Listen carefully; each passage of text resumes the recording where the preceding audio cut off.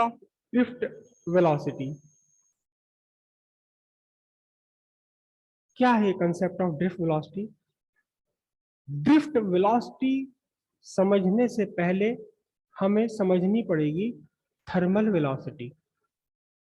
Thermal velocity, और ये चीज 11th क्लास में पहले भी हम समझ चुके हैं। क्या है थर्मल वेलोसिटी, कोई बता पाएगा? 11th क्लास में कहीं पर आया था ये। थर्मल वेलोसिटी क्या है?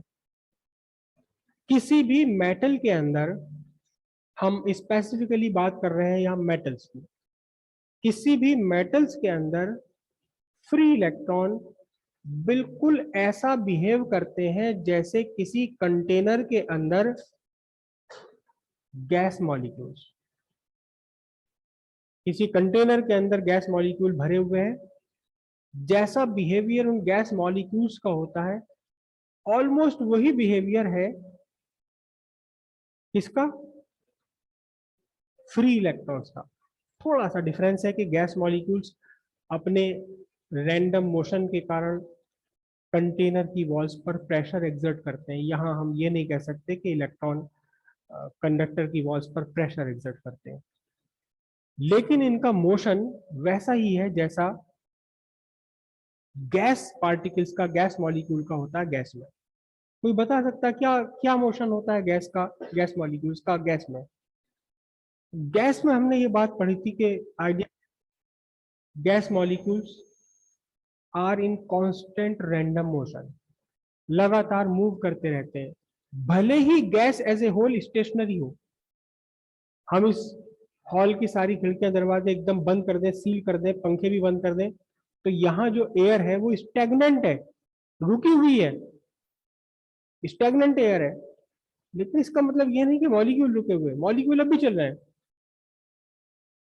और इसका प्रूफ कैसे मिलता है आपको? कैसे ये बात आप प्रूव कर सकते हैं कि मॉलिक्यूल चल रहे हैं? देखो, सर के ऊपर फैन चल रहा है तो हवा चल रही है। हवा का मतलब मॉलिक्यूल्स, क्योंकि उसने मॉलिक्यूल्स को नीचे धकेला, वो मॉलिक्यूल्स हमारी बॉडी से रब कर रहे हैं, पास हो रहे हैं, बॉडी को टच करते हैं, हमें फील हो रहा है कि हाँ मॉलिक्यूल्स है, हवा है और ये चल रही है। लेकिन अगर स्टेगनेंट है तो फिर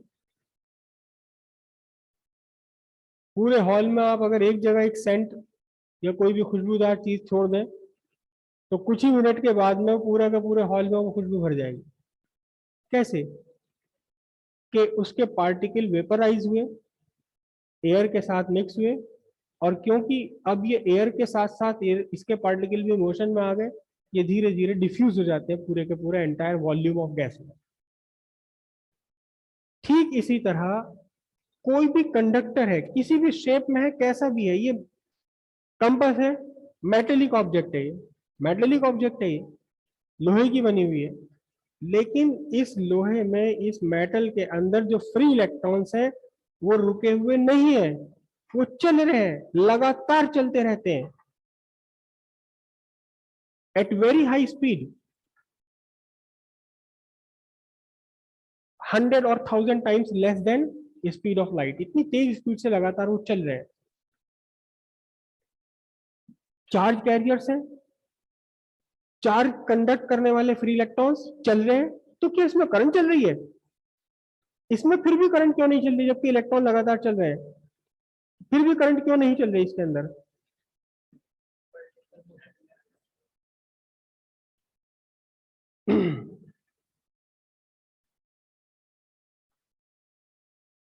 क्यों इसमें करंट नहीं चल रही, समझिए इसे। ये आपका कंडक्टर, और इस कंडक्टर में हम पॉजिटिव आयंस नहीं ड्रॉ कर रहे हैं। क्या ड्रॉ कर रहे हैं? Free electrons, only free electrons, सारे इलेक्ट्रॉन्स भी नहीं। कौन से इलेक्ट्रॉन्स? Free electrons, right. इसका मोशन इधर है, इसका मोशन इधर है, इसका मोशन यहाँ है, इसका मोशन यहाँ है, इसका मोशन इधर है, कोई इधर जा रहा है, कोई उधर जा रहा है, रेंडमली मोशन में है ये, गैस मॉलिक्यूल्स की तरह से, टोटल रैंडम, कोई डायरेक्शन फिक्स नहीं, ना इनका मैग्नीट्यूड फिक्स है, ना इनकी डायरेक्शन फिक्स है, जिसकी जहां मर्जी वहां चल रहा है, वो रैंडम मोशन में है। अब यहां आप कहीं भी एक क्रॉस सेक्शन अगर आप कंसीडर कर लें, आपने ये एक क्रॉस सेक्शन कंसीडर किया,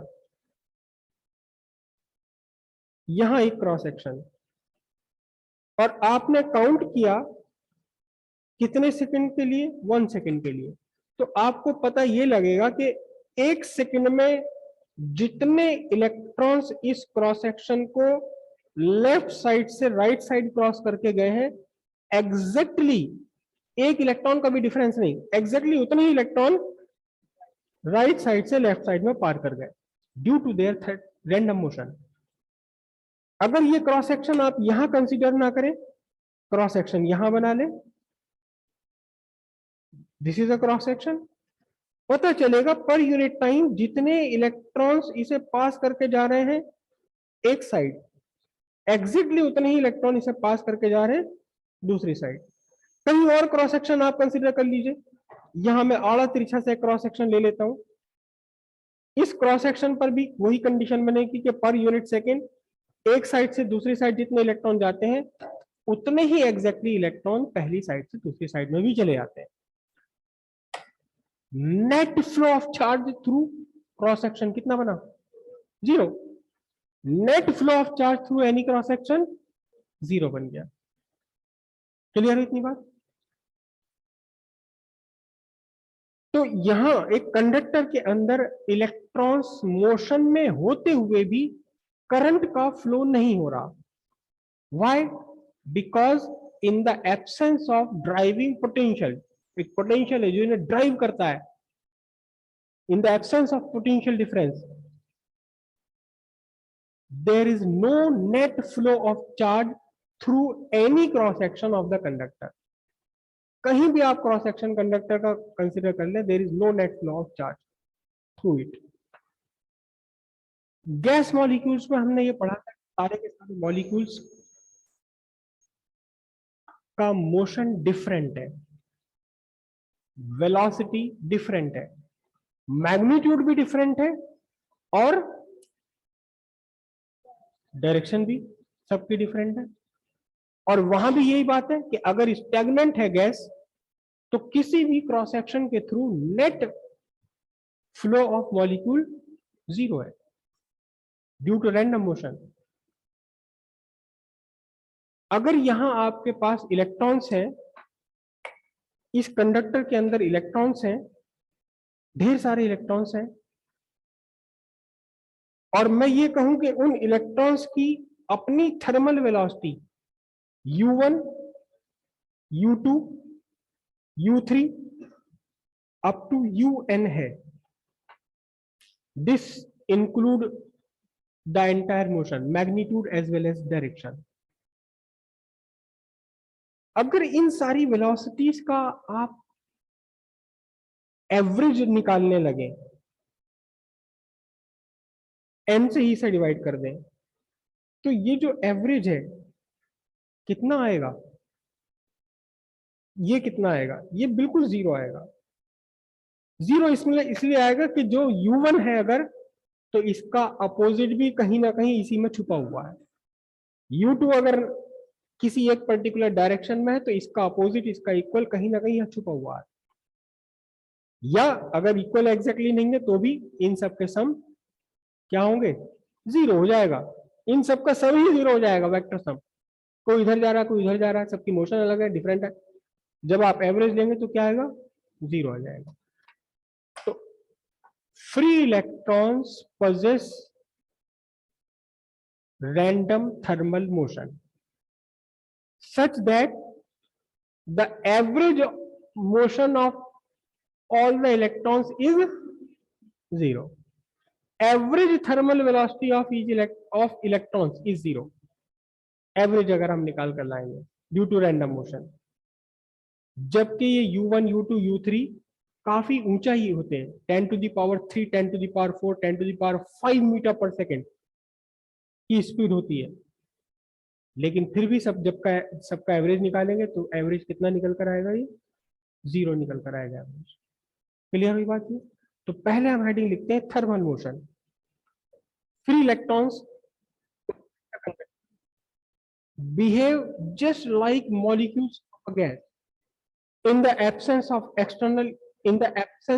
electric field applied, free electrons are in random motion due to thermal agitation, such that there is no net flow of charge through any cross section of conductor. If u1 vector comma u2 vector comma u3 vector dot dot dot un vector are the thermal velocities of free electrons, then क्या लिखेंगे आप? u1 plus u2 plus u3 vector के सहित divided by n equals 0. अब thermal velocity के बाद जो हमें समझना है ड्रिफ्ट वेलोसिटी. जो वर्ड ड्रिफ्ट है, ड्रिफ्ट वर्ड का मीनिंग होता है बहना. अपने एफर्ट से नहीं बल्कि एक्सटर्नल एफर्ट से. मतलब अगर कोई नाव पानी में बह गई नदी के बहाव में तो उसे हम कहेंगे ड्रिफ्ट. उसमें नाव का अपना कोई फोर्स कोई नहीं था, वो लहर के साथ बह गई. एक्सटर्नल कॉज है उसे ले जाने के लिए. अब ड्रिफ्ट वेलोसिटी ऑफ इलेक्ट्रॉन्स का कंसेप्ट क्या है समझ लीजिए आप. सिंपल चीजें हैं बिल्कुल एकदम. ये आपका कंडक्टर और कंडक्टर के अंदर फ्री इलेक्ट्रॉन्स. इस कंडक्टर को आपने एक सोर्स ऑफ ईएमएफ से जोड़ दिया और इस तरह से जोड़ दिया कि एक एंड इसका हायर पोटेंशियल पर है, दूसरा एंड नेगेटिव लोअर पोटेंशियल पर है, नेगेटिव हो या ना हो. तो हायर पोटेंशियल से नेगेटिव पोटेंशियल की तरफ आपने यहां एक इलेक्ट्रिक फील्ड इस्टेब्लिश कर दिया इनसाइड द कंडक्टर. अब इस इलेक्ट्रिक फील्ड का इन्फ्लुएंस, इसका प्रभाव क्या पड़ा? इलेक्ट्रॉन्स जो रैंडम मोशन में थे, इन इलेक्ट्रॉन्स पर एक फोर्स लगने लगी in the direction opposite to the electric field. और क्योंकि ये फ्री भी है मूव करने के लिए, तो फिर क्या हुआ? ये इलेक्ट्रिक फोर्स के इन्फ्लुएंस से चलना शुरू कर देंगे. कहां? Opposite to the electric field. लेकिन ऐसा नहीं होगा कि exactly opposite to electric field चलने लगेंगे. इनमें इनका अपना थर्मल मोशन अभी भी मौजूद है.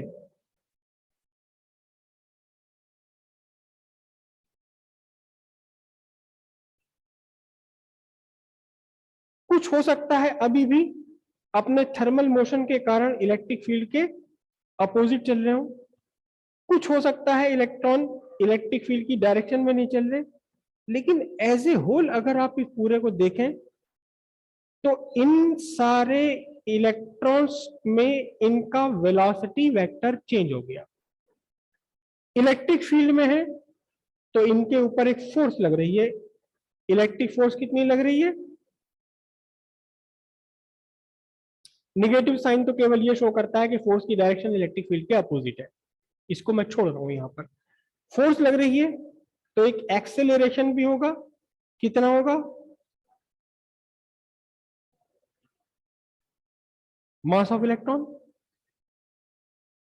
एक्सेलरेटेड मोशन है इलेक्ट्रॉन्स का और ये फ्री है मूव करने के लिए. तो फिर इस एक्सेलरेशन के कारण इन इलेक्ट्रॉन्स का मोशन बदल गया. कैसे बदल गया? कि इसमें अपना एक मोशन तो थर्मल एजिटेशन थर्मल मोशन था ही था,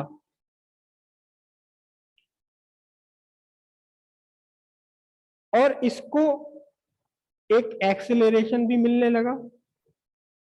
तो टी टाइम बाद इसका क्या मोशन होगा? v vector equals u vector plus a vector into T.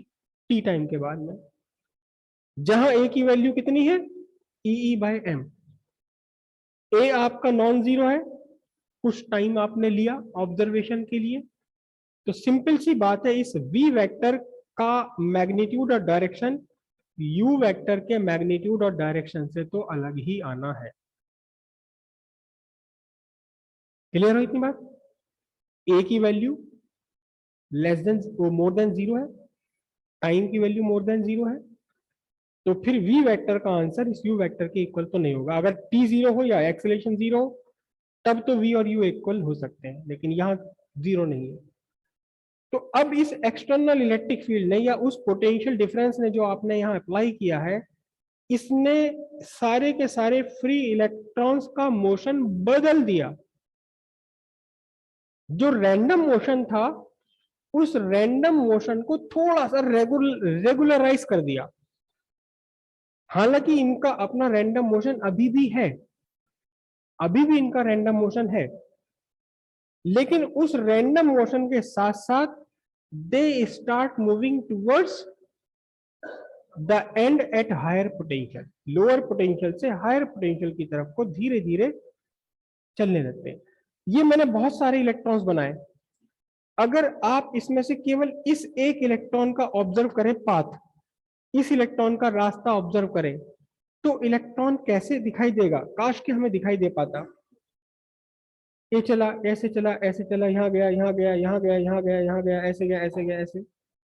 इसमें अपना रैंडम मोशन है। कभी ये इलेक्ट्रॉन्स, कभी ये इलेक्ट्रिक फील्ड के अगेंस्ट भी चल रहा है, कभी सपोर्ट में भी चल रहा है, कभी डिफरेंट डायरेक्शन में भी चल रहा है, लेकिन आपको लगेगा कि टाइम इक्वल जीरो से टाइम इक्वल टी होने तक ये कुल मिलाकर के क्या हो गया, ये कुल मिलाकर के ड्रिफ्ट हो गया।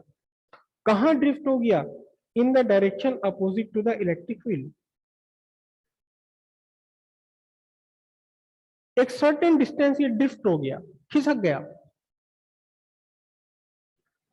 तो इसकी जो औसत ड्रिफ्ट वेलोसिटी है वो कैसे निकालोगे? सिंपल सी बात है, टाइम आपने लिया यहां से यहां तक का, डिस्प्लेसमेंट देख लीजिए कितना हुआ है इसका, उसे डिवाइड कर दीजिए। ये ड्रिफ्ट बहुत छोटा होता है, लेस देन 1 मिलीमीटर पर second, much less than 1 millimetre पर सेकेंड। एक सेकंड में बेचारा 1 मिलीमीटर भी आगे नहीं बढ़ पाता। जितनी इफेक्टिव स्पीड से ये इलेक्ट्रॉन मूव कर रहा है in the direction opposite to the electric field, यही इसकी वेलोसिटी क्या कहलाती है? ड्रिफ्ट स्पीड या ड्रिफ्ट वेलोसिटी कहलाती है। इफेक्टिवली जितने, जिस वेलोसिटी से ये आगे बढ़ रहा है इफेक्टिवली, हालांकि इसके अंदर इसकी अपनी थर्मल एजिटेशन, थर्मल वेलोसिटी अभी भी है, उसे हम बंद नहीं कर सकते, रोक नहीं सकते, कोई तरीका ही नहीं है। जो थर्मल एजिटेशन के कारण इलेक्ट्रॉन्स की अपनी थर्मल स्पीड है, थर्मल मोशन है, उसे खत्म नहीं किया जा सकता। बस एक ही तरीका है कैसे खत्म किया जा सकता है, बता पाएगा कोई? कैसे खत्म किया जा सकता है? एब्सोल्यूट जीरो पर इसे ला दीजिए तो इसके पार्टिकल्स की, सारे ही पार्टिकल्स की काइनेटिक एनर्जी जीरो हो जाएगी, सारे पार्टिकल्स सीज हो जाएंगे, एकदम रुक जाएंगे, जाम हो जाएंगे, जो जहां है वही का वही। लेकिन नॉर्मल कंडीशन में इस थर्मल स्पीड को, थर्मल मोशन को हम छेड़ ही नहीं सकते, इसे बदल ही नहीं सकते। थोड़ा बहुत चेंज कर सकते हैं बाय चेंजिंग द टेम्परेचर, लेकिन थर्मल मोशन इसका मौजूद रहेगा। इस थर्मल मोशन के साथ साथ ये धीरे धीरे एक पर्टिकुलर डायरेक्शन में आगे बढ़ रहा है। इफेक्टिवली जितनी स्पीड से आगे बढ़ रहा है वही स्पीड कही जाएगी ड्रिफ्ट स्पीड या ड्रिफ्ट वेलोसिटी। क्लियर है इतनी बात? लिख लेते हैं इसे हम, concept of drift velocity. Drift velocity लिखते हैं, the effective velocity with which free electron drift, और ड्रिफ्ट के साथ ब्रैकेट में लिख लीजिए move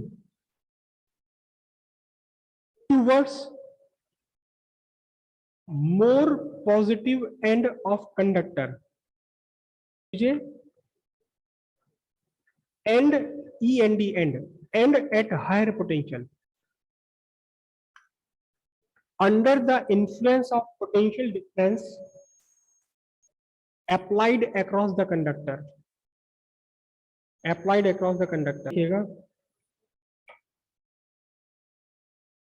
for n electrons in the conductor,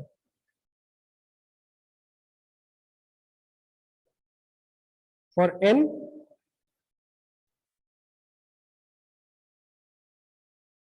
electrons in the conductor, पहले इलेक्ट्रॉन की वेलोसिटी कितनी होगी, u1 प्लस at1, दूसरे इलेक्ट्रॉन की वेलोसिटी कितना होगी, तीसरे की इलेक्ट्रॉन कितनी होगी, और ns इलेक्ट्रॉन की कितनी होगी ये,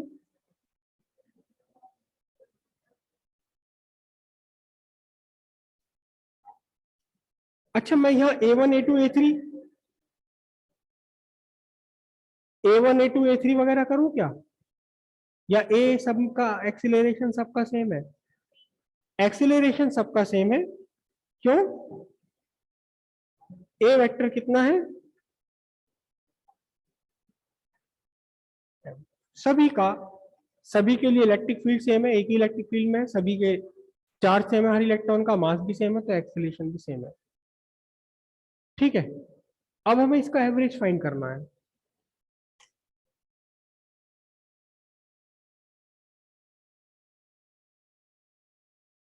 एवरेज वेलोसिटी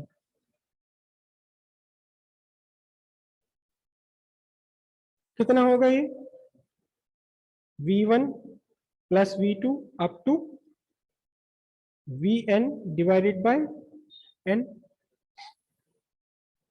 v1 को क्या लिखूंगा मैं, u1 प्लस at1, और स्पेस कम है तो un plus atn,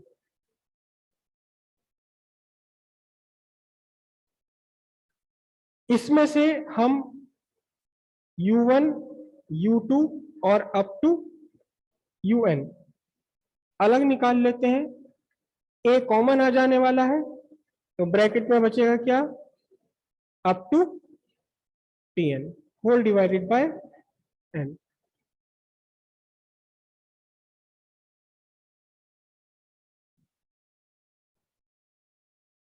divide by n plus a और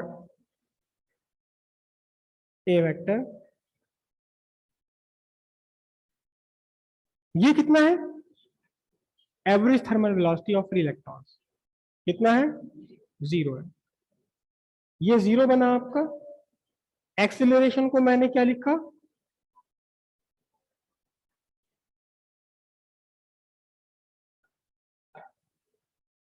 और ये जो t1 t2 t3 tn है और n से डिवाइड करा, ये क्या है, चलो पहले इसको अलग से समझ लेते हैं। एक इलेक्ट्रॉन का मोशन हम देख रहे हैं, यहां टकराया, यहां टकराया, यहां टकराया, यहां टकराया, इधर टकराया, इधर टकराया, फिर यहां टकराया, फिर यहां टकराया, फिर यहां टकराया,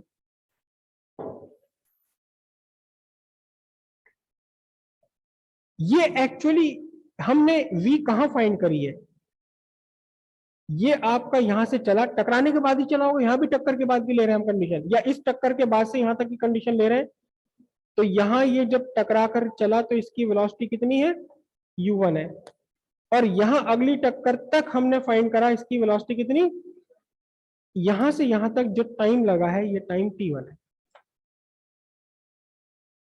दो कंसेक्यूटिव कोलिजन के बीच का टाइम है पहले इलेक्ट्रॉन के लिए, एक दूसरा इलेक्ट्रॉन और था, मैंने उसे भी मोशन तो क्या हुआ, यहां से यहां तक का टाइम है कितना, t2, यहां वेलोसिटी इसकी कितनी थी, u2, और यहां वेलोसिटी कितनी है, v2, तो ये t1 और t2 t3 क्या है, अलग अलग इलेक्ट्रॉन्स के लिए टाइम है between two successive collisions, between two successive collision, एक बार टक्कर लगी, अगली बार टक्कर लगने तक के बीच का टाइम है t1 पहले इलेक्ट्रॉन का, एक टक्कर लगी, अगले टक्कर लगने तक के बीच का टाइम है t2 दूसरे इलेक्ट्रॉन के लिए, ठीक है, क्लियर हुई बात ये चीज हम पहले पूरी गैसेज में कर चुके हैं। Between two successive collision of free electron there may be different time, किसी के लिए ज्यादा हो सकता है, किसी के लिए कम हो सकता है। लेकिन जब आपके पास करोड़ों अरबों मॉलिक्यूल्स एटम है गैस के केस में, या इलेक्ट्रॉन्स है कंडक्टर के केस में, तब इनका एवरेज टाइम फिक्स आएगा। किसी का ज्यादा होगा, किसी का कम होगा। अगली टक्कर में हो सकता है जिसका टाइम कम था 2 टक्कर की, उसका ज्यादा हो जाए। तो अब क्या बना ये एक एवरेज टाइम बन गया। इस टाइम का एक स्पेशल नाम है जिसे हम बोलते हैं रिलैक्सेशन टाइम। मतलब ये वो टाइम है जिस टाइम में टक्कर नहीं लगी, रिलैक्स है, इलेक्ट्रॉन रिलैक्स है, मस्ती में चल रहा है, रिलैक्सेशन टाइम। और इसको हम एक पर्टिकुलर सिंबल से रिप्रेजेंट करते हैं, इसे लिखा जाता है टो। तो क्या है यहां पर, tau is called relaxation time. ये है क्या, it is average time between 2 successive collisions of free electron. Free electron की 2 सक्सेसिव कोलिजन के बीच का एवरेज टाइम है। तो अब आपके पास ड्रिफ्ट वेलोसिटी कितनी बनी, ड्रिफ्ट वेलोसिटी बनी आपकी minus E by M into two. मैंने यहां वेक्टर छोड़ दिया, क्यों, क्योंकि ये एक एवरेज है और इसकी डायरेक्शन कहां होनी, इलेक्ट्रिक फील्ड के अपोजिट ही होनी इसकी डायरेक्शन, और कहीं होनी नहीं है। अच्छा, इलेक्ट्रिक फील्ड इसके अंदर, कंडक्टर के अंदर आपने इलेक्ट्रिक फील्ड अप्लाई किया हुआ ई, तो ई और वी का क्या रिलेशन होगा बता सकते हो क्या? ये कंडक्टर है, इस कंडक्टर में आपने ये इलेक्ट्रिक फील्ड इस्टेब्लिश किया है कितना, ई वेक्टर, ये ई वेक्टर है। और इस कंडक्टर के अक्रॉस आपने पोटेंशियल डिफरेंस लगाया है वी। ये क्या है, this is the potential difference. इस कंडक्टर की अपनी लेंथ है एल, कंडक्टर की लेंथ क्या है, एल। तो कोई रिलेशन बता सकता है इसका, वी एल और ई का, वी एल और ई का रिलेशन? चलो एक काम करो, यहाँ पे निगेटिव लगाते रहो, वरना फिर आप कहोगे जी यहाँ भी निगेटिव नहीं, वहां भी निगेटिव। तो अब आपका ये velocity, it is not voltage, it is velocity. तो ये वेलोसिटी कितनी हो गई, minus e tau by m, और electric field is the voltage gradient, potential gradient. यहां पोटेंशियल ग्रेडियंट, पोटेंशियल डिफरेंस है v, और कितनी लेंथ पर है पोटेंशियल डिफरेंस, l पर। तो अब आपका एवरेज वेलोसिटी हो गई ev tau by ml metre पर second. This is the average drift velocity. इसके नीचे हम सफिक्स में छोटा सा d बना देते हैं, पता लग जाए कि क्या कौन सी वेलोसिटी है, ये ड्रिफ्ट वेलोसिटी, एवरेज वेलोसिटी है ये एक्चुअली इलेक्ट्रॉन्स की, जिस वेलोसिटी से इलेक्ट्रॉन आगे बढ़ रहा है। बल्कि यहां लिख लेते हैं हम, क्या है, v है पोटेंशियल डिफरेंस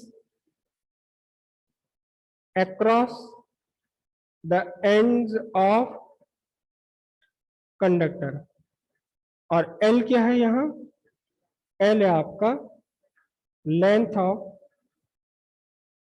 कंडक्टर। एक्चुअल में तो दोनों ही फॉर्मूले यूज हो सकते हैं, ये फॉर्मूला भी यूज हो सकता है अगर हमें इलेक्ट्रिक फील्ड गिवन है, ये फॉर्मूला यूज हो सकता है अगर पोटेंशियल डिफरेंस और लेंथ की कहीं कोई बात है तो।